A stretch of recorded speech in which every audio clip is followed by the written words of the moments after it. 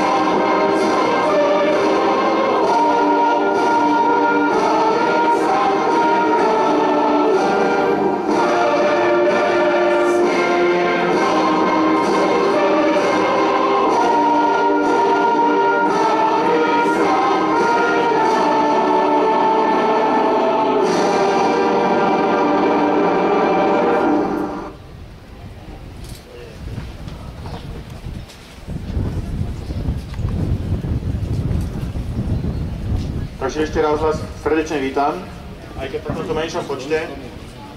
Na úvod by som mal asi povedať jednu závažnú informáciu. Vyzberalo sa pod petíciu, ale elektronickú petíciu sa vyzberalo niečo cez 4000 podpisov. Avšak z mesta mi prišla odpoveď, že túto petíciu nemôžu uznať ako petíciu, ale len ako bežný občiansky podnet, nakoľko stránka petície.com vlastne neobsahuje všetky právne náležitosti. To znamená, nedá sa odtiaľ vyťahnuť mail, nedá sa odtiaľ vyťahnuť dátum narodenia, takže vlastne je to len bežný občiansky podnet. Čo vlastne v podstate chápem. Preto sme boli nútení vlastne spustiť dnes tlačenú formu petície, ktorú ste už mnohí podpísali, ak nie, tak ešte tu koluje. A ďalej vám by som vám chcel povedať nejaké informácie, ktoré sa udiali od posledného verejného zhromaždenia. Takže na poslednom zhromaždení bolo asi približne toľko ľudí, čo dnes, možno niečo viac. Aj táto hrstka však stačila na to, aby vlastne sa investori stiahli a nezaradili ten svoj bod, ktorý chceli zaradiť do programu mestského zastupiteľstva. Investori síce tvrdia niečo iné, že vraj sú počudovaní, prečo bol ten ich bod stiahnutý z programu mestského zastupiteľstva, ale to však vôbec nie je pravda. Pravda je tá, že naozaj sa zlakli občianskeho tlaku. Aj keď takéto hrstky, ale vidieť, stačí to.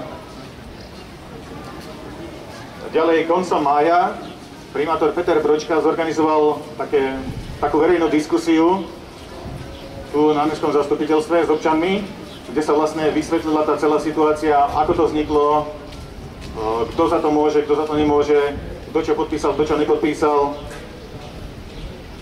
A mali sme prvotné informácie už počas prvého protestu, teda, že ten investičný plán bol schválený už od roku 1993, čo sa vlastne potvrdilo aj na tej verejnej diskusii.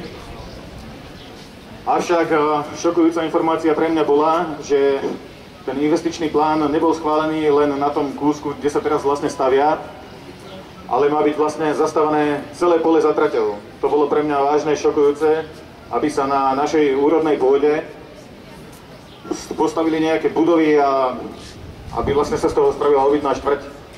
Je to vlastne naša úrodná pôda a keď sa zbavujeme úrodnej pôdy, tak sa vlastne prestávame byť sebestační. Ja neviem, budeme potom čo jesť. Neviem, čo budeme jesť naozaj. No asi tak odpad, ako teraz dovážame. Vlastne čo budeme naozaj jesť, neviem. A potom to vlastne sa ten územný plán menil podľa toho, koľko bolo vlastne vlastníkov na tých daných pozemkoch, až sa to vykryštalizovalo do tejto podoby, že vlastne sú len dvaja vlastníci celej tej oblasti. A keďže doteraz boli tí vlastníci rozdrobení, tak vlastne investori nemohli dosiahnuť svoj zámer. Až teraz, keď sa vlastne všetko poskupovalo, skúpili to dvaja vlastníci, pôda sa scelila a teraz si môžu už na tej pôde veselo bačovať. Takže odpredajú, alebo teda výstavuje tej obytnej štvrte, zrejme nejako nezabránime, je to už schválené od roku 1993. Čo však môžeme urobiť, to je zabrániť výstavbe polyfunkčného domu, ktorý vlastne aj na dnešnom zastupiteľstve sa môže prejednávať, ale nemusí. Všetko záleží, či investori vystúpia, nevystúpia. Zatiaľ nevystúpili, nie je to zaradené ani do programu. Avšak môžu to urobiť v bode programu rôzne. Takže uvidíme, dúfajme, že to dobre dopadne. To len tak skrátke na úvod. Ja by som predal slovo ďalším rečníkom. Ako prvý bude Vladimír Hečko. Ďakujem za slovo. Povedzme si, ale priatelia, prečo vznikol tento problém, alebo kedy vznikol tento problém? Tu Radovan povedal od 93., čiže už 22 rokov vyše. Si potajomky vlastne oni schvaľujú také zákony, vlastne o nás bez nás, hej? Boli tam schválená zmena územného plánu, je tam o nejakých 220 domov asi dneska postavených, čo viem, mám informáciu, že by malo byť postavených ďalších 400 domov, áno, plus vlastne tá polyfunkčná budova, alebo nejaká tá obchodná budova, hej, neviem ako u vás, ale u mňa je Kamenáč jednoznačne zelená oddychová zóna, také plúca nášho mesta. A keď toto si necháme zničiť, tak potom ja neviem, kam pôjdeme si oddychnúť alebo niečo, lebo už keď sa tady previezete smerom do Bieleho kostola, už pomaličky si tam chystajú cestičku, je tam nachystaná, áno. Dneska som bol na tom zasadnutí túto zastupiteľstva, má sa tam robiť nejaký cyklochodník, obnovovať nejaké osvetlenie, tam sa dohadovali, že či tá cyklotrasa pôjde vlastne okrajovo, alebo tí, čo ste domáci, poznáte, že tá ešte stredom toho lesoparku vedie taký chodník, áno. Tam, že sa zase nedá spraviť osvetlenie. Potom tam vystúpil nejaký poslanec Halada, ktorý vlastne navrhol, že tá cena nejakých 80 € na ten meter, že je vysoká na tú opravu, tam to bolo zamietnuté, ten jeho návrh, tak mne sa to zdá všetko také dosť nejasné a doteraz, ako povedal Radovan, tí investori nevystúpili, je tam tá 60-dňová lehota. Dneska končí vlastne tá 60-dňová lehota, tak uvidíme, či tí investori vystúpia, ale uvidíme, či tento tlak bude stačiť. Som trošku sklamaný, že tých ľudí tu je málo, lebo ako povedal Radovan, 4000 ľudí podpísalo petíciu a je nás tu asi 40. Čiže nebuďme ľahostajní našej budúcnosti, lebo po nás tu zostanú naše deti a to, čo my dneska vybojujeme alebo nevybojujeme, tak to im aj zanecháme. Ešte dodal. Ja si myslím, že stačilo, aby títo poslanci, lebo vidíme, tento primátor to zamietol, ale tá dvojtretinová väčšina poslancov ho môže vetovať a v tomto prípade potrebuje našu podporu a vlastne treba vyvíjať takýto tlak, lebo aby aj my sme ukázali, že my sme tu a že ten Kamenáč si nedáme. To by bolo asi tak všetko. Ďakujem. Ďakujem Vladimírovi. Teraz by som poprosil Jozefa Repku, aby povedal pár slov. Dobrý deň, milí priatelia. Ja som rád, že ste prišli, aj keď len v takejto hrstke, ale možno to zase bude stačiť na to, aby teda investori od tohto kroku upustili. Pôda je jednou z vecí, ktorá nám zostala po 89., ktorú ešte úplne nerozkradli. A musíme tomu zabrániť, aby sa tomu tak nestalo. Pán primátor Bročka teda vetoval túto vec od investorov, a dúfam, že sa nezlakne, že ten nátlak na neho sa nebude stupňovať a že nepovolí od toho, čo slúbil občanom, to, že nepovolí stavbu tohto polyfunkčného domu.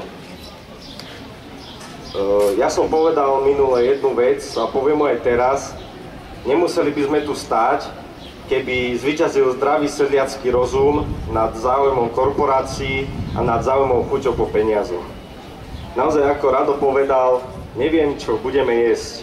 Ak tým ľuďom bude chutiť nejaký cement, čo tam zostane, potom tak si to kľudne môžu dať. Dovážame tu veľa potravín, nie sme sebestačná krajina a aj napriek tomu máme tu lesy, ktoré sa nám tu vyrubujú. Máme tu pôdu, ktorá sa predáva na výstavbu takýchto nezmyselných vecí. Keďže si zoberte, že tu v Trnave máme tu celý komplex obchodných domov, rôznych predajní a v takomto krásnom mieste, kde by sa naozaj mohli ľudia vyventilovať, mohli by relaxovať, chodiť so svojimi rodinami, tak oni chcú postaviť niečo, čo by zrušilo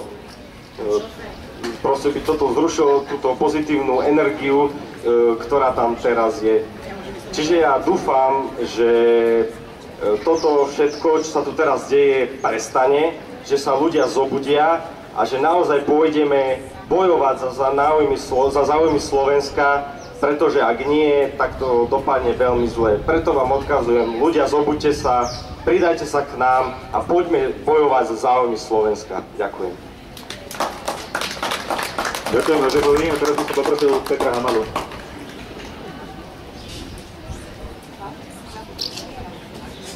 Ďakujem pekne, Rado. Tak ja som tu rečil už minule, ale bude to isté. Ďakujem, že ste prišli, že sa zaujímate, čo sa tu deje. Možno sa to dneska nebude prerokovať, takže poslanci sa znova možno zlaknú. Hej, tí, čo by chceli zahlasovať za, nebudú hlasovať za. Určite už ten územný plán nejak extra neovplyvníme, keďže je schválený, ale môžeme tých príjmeť poslancov, aby rozmýšľali, že aby poratovali to, čo sa ešte poratovať dá. Takže ďakujem pekne, že ste prišli a verím, že aj poslanci vás vidia. Ďakujem. Ďakujem Petrovi. Vladimír by chcel ešte niečo dodať, tak dávam slovo. Ja len doplním týchto rečníkov. To, že my sme dneska tu, to je ich vizitka, hej? My sme im dali naše hlasy vo voľbách, dneska tam sedia, 2/3 z nich je zapredaných, vidíme, lebo nepodporia primátora v tomto, aby vlastne sa tej výstave zabránilo. A je asi fakt na nás, aby my sme ten tlak na nich vyvíjali. A my sme sa s Radovanom včera dohodli na takom stretnutí krátkom, že budeme vyvíjať aj ďalšie aktivity, keď treba, pre toto mesto, lebo vidíme, že inak to asi nepôjde. Ďakujem Vladimírovi za potvrdenie jeho slova, takže keď sa znovu bude niečo diať, že nekalé v Trnave, tak samozrejme nebudeme mlčať. A teraz by som chcel poprosiť Janku Repčekovú. Ďakujem Radovanovi, prajem vám všetkým krásny, pekný, slnečný deň. Nie som síce Trnavčanka, bývam dosť ďaleko od Trnavy, ale veľmi rada sem chodievam a zoprakrát som na Kavenáči bola. Prisťahovala som sa sem z Bratislavy zhruba pred vyše 20 rokmi a keďže niekedy si človek potrebuje ísť oddychnúť od práce, od únavy, od stresu, kde hľadať nejaký normálny kút? Kúsok prírody, kúsok trávy, kde si človek môže lahnúť, počúvať vodu, počúvať vtáky, pozerať sa na východ slnka, vidieť ryby, ukázať to svojim deťom, svojim vnukom. Uvedomujeme si vlastne, čo nám chcú vziať. Teraz tu stojím medzi vami na tomto námestí. Kopec ľudí z vás nepoznám. Dívam sa napravo, dívam sa naľavo. Je tu spústa ľudí, ktorí tu sedia na pešej zóne, ktorí sa ani nepostavili pri našej štátnej hymne a ktorí sa tvária, že sa ich to netýka. Ľudia, vás sa to týka. Týka sa to vašich detí a vašich vnúčat. To skutočne chcete vodiť svoje deti a svoje vnúčatá namiesto do prírody, do detských kútikov v nákupných centrách? Naozaj chcete, aby vaše deti takto žili? Aby namiesto živej kravy poznali len to, že McDonald z tej kravy robí hamburgery? Neviem si predstaviť proste takýto život, pretože mňa ho moji rodičia naučili žiť ináč. Ja mám dve matky a mám 2 otcov, teda už nemám. Už mám len jednu a jedného. Moja biologická matka už zomrela, môj biologický otec takisto. Ale za druhého otca považujem Boha, ktorý stvoril túto krásnu planetu a túto zem, ktorý nám ju dal, ale dal nám s ňou aj svoj záväzok, aby sme pre ňu žili, aby sme ju zveľaďovali, pretože naši predkovia nám ju zanechali a my by sme ju mali takú zanechať našim deťom. Mojou druhou matkou je matka príroda. My nie sme pánmi tvorstva, my sme proste súčasťou tej prírody. Nemáme väčšie práva ako zvieratá, ako chránené vtáky, ktoré na kamenáči žijú. Keď si toto všetko zničíme, ako raz budú žiť naše deti? Ako budú žiť naši vnúci? Ďakujem. Ďakujem, Janke, za krátku reč.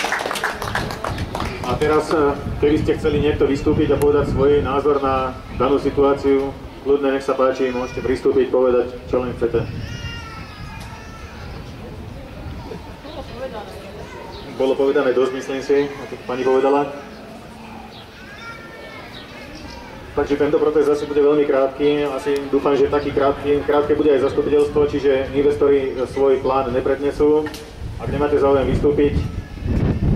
Takže ja tento krátky protest, mini protest asi ukončím. Našou štátnou hymnou, tentokrát však celou. To znamená všetky 4 slohy.